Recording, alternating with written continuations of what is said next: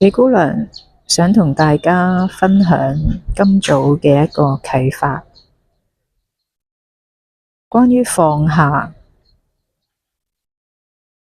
其實喺未放下之前，我哋會唔會退後一步，諗一諗，究竟我哋有啲乜嘢，